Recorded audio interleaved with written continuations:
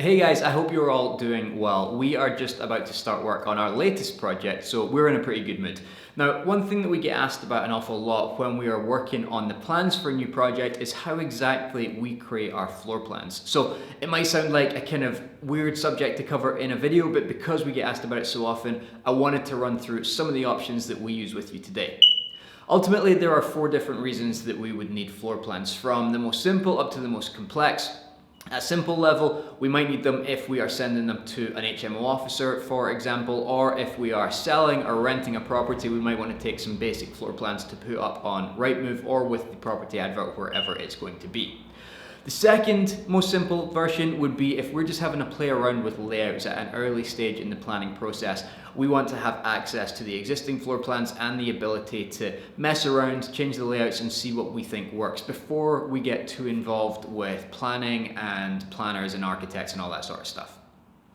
Third time we might need drawings is if we are going for a full planning application, in which case the drawings need to be a bit more detailed, a bit more technical and a bit more accurate. And then fourth and finally, if we are actually physically building something, if we need technical drawings, then they are going to be the most detailed and we would not think about touching them ourselves. We would always get professionals in to do it. But for the first 3, we'd be happy to take a stab at doing them ourselves, and in most cases now we do them ourselves. As I've mentioned before, we typically spend more of our money now on a planning consultant rather than an architect. So typically that means we're having to work on the drawings ourselves or work with like a draftsman or a technical drawer. So we're doing a lot of the measuring and a lot of the initial design thinking ourselves. So I'm going to talk through those 3 different options today and tell you exactly how we prepare each of the different versions. For the most basic type of floor plans, we use an app called Magicplan. We have used it for years. It's free to download from the App Store and we absolutely swear by it. There is a small charge when you go to export the floor plans, but in my opinion, that charge is well worth it. It's extremely simple to use and it is also very accurate, which I'll show you later on. In order to create a new plan, all you do is open up the app, go to the big plus sign, hit on that, it'll create a new project for you. You can then go in and if you want, add a title for the project, add in the address and even a picture of the property itself, just to refresh your memory and let you know which plan that project relates to or vice versa. Then to create the floor plan, we use the capture option rather than manually drawing the room with the tools that are available. In order to do that, you just click on the capture button, stand in the middle of the room and snap each of the corners within the room and that will add that onto your floor plan. You then go on to the next room, snap the corners in there, go through the whole of one floor, move on to the next floor, you create the new floor, add all the additional rooms and your floor plan is done. Now I mentioned earlier that it is pretty accurate as well. Here is one room that we captured using Magicplan, and here are the dimensions that we took using a laser measure. Now the longest wall is out by about 10 centimeters, but 2 of the other measurements that we took are centimeters away from being spot on. So for the sake of advertising a room or sending it to your HMO officer, it is more than adequate and certainly gets you what you need. So I've zipped around the whole house now and measured every room using Magicplan, and this is exactly what you end up with. A full floor plan that gives you everything that you need for advertising purposes, for sending across to anyone who's asked for a layout of the property.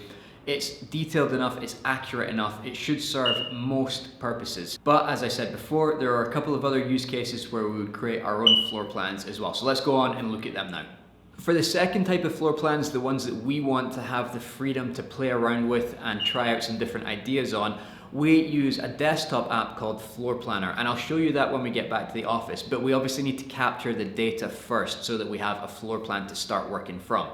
There are 2 ways that you can do that. You can import existing floor plans if you've got one from your selling agent, or if you have used something like Magicplan to create a floor plan already, or you can go around with a laser measure and capture all of the measurements yourself, which is what we tend to do just to make sure that everything is as accurate as possible. Now, in terms of laser measures, we use this, the Leica Disto D2, which is about £100 and it has, again, served us well for years. It seems like a chunk of money, but it lives in my glove box. Please don't break into my car and steal it. And it comes everywhere with me. So if ever I need to get the dimensions of a room or we're looking at a property and need to figure out if something will fit in a space, it is perfect to have around and much more practical than having a tape measure everywhere with you. So we would go around and again take every measurement of every room, but also be careful with things like door positions and window positions. Jot down all of the dimensions, go back to Floor Planner, get them all laid out, and then we can start to tweak the floor plan as we see fit. Now for the third and final option, we'd go through much the same process, but instead of then using Floorplanner, if we need drawings for a planning application, we would send these off to our technical drawer, all of the dimensions and some text descriptions of the ideas of what we want to create, and then leave it to them to come up with proper planning drawings that can be submitted along with the rest of our planning documentation. So again, I'll show you an example of what they look like when we get them back. Typically we use Fiverr, and we've got a guy on there who is superb, so our cost per floor plan is really low compared to what we would have to pay for an architect.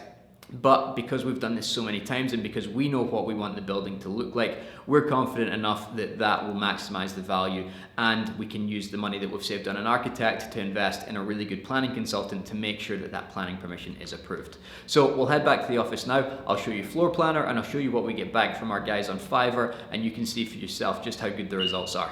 Okay, let's take a quick look at Floorplanner now, and as I said earlier, this is really handy if you want to create your own floor plans that you can play around with. So rather than creating the finished product, it's more of a work in progress, and you can try out different design ideas and see what works best. We use it a lot when we're reconfiguring properties into HMOs, but would work just as well with single lets, apartment conversions from commercial buildings, whatever it is that you're working on. Now, if you've never been to floorplanner.com, dead easy to find, just as you'd expect. Type in floorplanner.com or search for it in Google and their homepage will pop right up. You can sign up for a free account here. You can also check out their paid plans where you can have multiple different projects running at any one point in time. Once you're inside Floorplanner, it will look something like this. So this is the project screen. This is a project that we have measured up recently, and this is the sort of before version of it. So this is just as is. It's an office block, so all of it is zoned as office space. And you can do lots of different things to manipulate this. If you wanted to add another room, it's as simple as clicking this room tool and then dragging and dropping it to the size you want, or you can click on the dimensions and put in very specific measurements to make sure the room is exactly the size that you want it. After you've created a room, if you want to change the dimensions of it, you can simply drag and drop, super easy. Or if you want to add another room to it, you can either click and drag the room tool, or you can use this single wall tool, which basically allows you to build out rooms. Now, these aren't particularly straight walls, but you get the point. You can add in rooms in pretty much any which way you want. You can also add in things like windows and doors if you want to get technical with it. Doors are obviously pretty handy to see where positions of en-suites and things can and can't go. So you could just click on the door tool, select the type of door you want, drag it across, there you go. Works exactly the same with windows.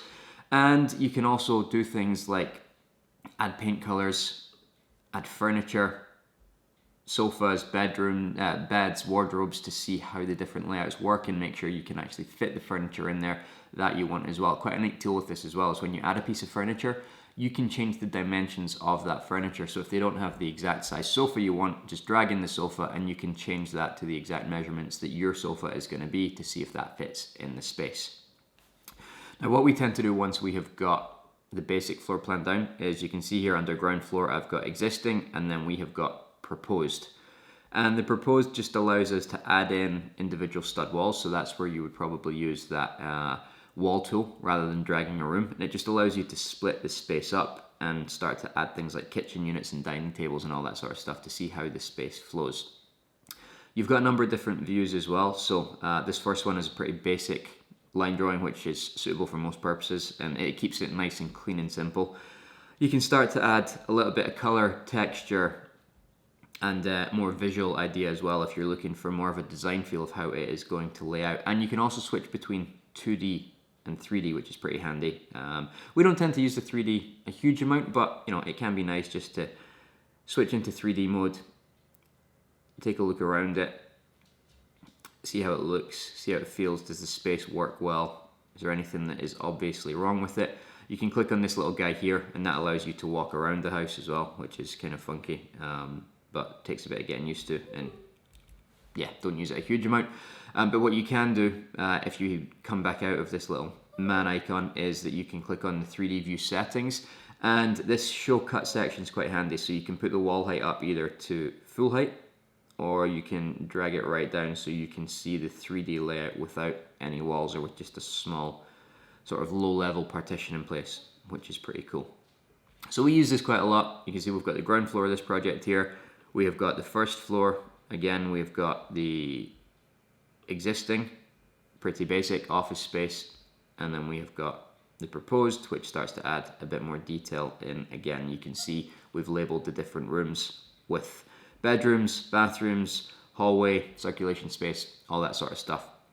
The other neat thing that you can do here, which is pretty handy, is once you have created your floor plan, if you click on any of the rooms, you'll see the full square footage or square meterage of that room. So in a lot of cases when we're creating HMOs, or if you're doing any projects to new build standards, there will be minimum space requirements that you need to meet. So this is quite a handy way of just quickly running around all the rooms and making sure they meet your minimum room sizes, which is cool.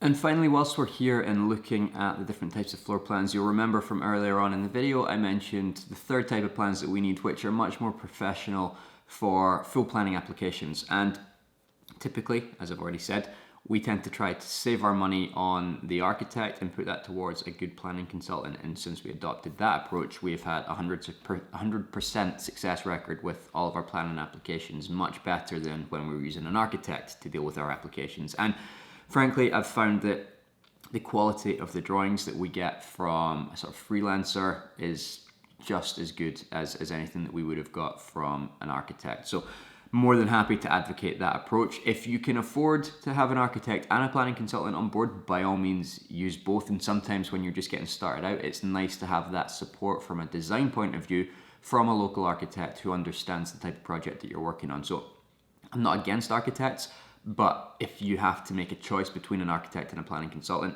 I would always err on the side of a planning consultant. But anyway, these are some drawings that we got done from Fiverr, and you don't necessarily need to use Fiverr, any sort of freelance website, whether it's Upwork, People Per Hour, or there's a whole plethora of them out there. We just send them a description that looks something like this. You can see it's pretty vague, really, just explaining high level what the project is and what we need from it. And we will also then send them measured drawings that we have done in Floorplanner, or worst case, just the list of dimensions and the different rooms that they correlate to. But it's easier if you can create the initial visual. It can just be drawn out roughly on a sheet of paper with the measurements noted next to it. But just trying to get the initial layout of the house can be quite difficult if you're just sending them a list without anything visual to accompany it. But this is the type of thing that we get back, and we've submitted this with the planning application, this quality of drawing, and they have accompanied the last half dozen or so of our applications. You can see here the type of things that we get our freelancer to do. So we've got existing floor plans here, proposed floor plans. This is for the proposed first floor of our barbershop project, which you may be familiar with if you've been keeping up with us on Instagram. The proposed second floor of that project, and then the proposed roof space. Elevations, so typically with the planning application you'll need lots of things alongside the actual layouts. Elevations will be one of them. So we've got the existing elevations, the proposed elevations for the front, proposed elevations for the rear, existing roof plan, another requirement, the site plan, which just shows the site in the context of the surrounding areas and what you're going to do about bin and bike storage and all that sort of stuff. The street scene, which is quite handy. So this is the existing street scene, and then you can see here we jump up with the additional story to match the ridge height of the neighboring building, and that gives us our proposed street scene. So it's handy to see that from a visual point of view for the planners, the local councillors, and any neighbours as well. And all of these, I think we got created for probably less than $100. So I don't know what that is, like £80 or something, compared to £1,000 plus from an architect. So in my opinion, a great saving. Like I say, I'm not against using architects, but sometimes we need to make a tough call on which way we go with the limited resources that we've got. And for us, that planning consultant adds a lot more value to our projects at the moment. So hopefully that was helpful. Gives you some different options for creating different styles of floor plans depending on how simple or complicated they need to be. Floorplanner is a great app, and as I've said, it's free to use, so definitely worth checking that out. Freelancers can be a bit hit and miss. Sometimes you find a great one on day one, but other times, you've got to go through a couple before you find one that works for you. But at the cost that, they charge compared to an architect, I think it's worth spending a little bit of time and a little bit of money trying to get a few people to do different designs for you and try to find someone that you work with. And then remember Magicplan as well, a great app, really easy to use. Obviously it's in your pocket all the time if you've got your phone on you, which is super handy if you just need to do a quick floor plan and use that for HMO officers or sending across to someone like a freelancer to give them an idea of the layout of a room. So yeah, hopefully this was helpful. If you've got any questions on floor plans, feel free to post them below, where I'll also share the links to everything that we have discussed today. And I'll speak to you all again very soon.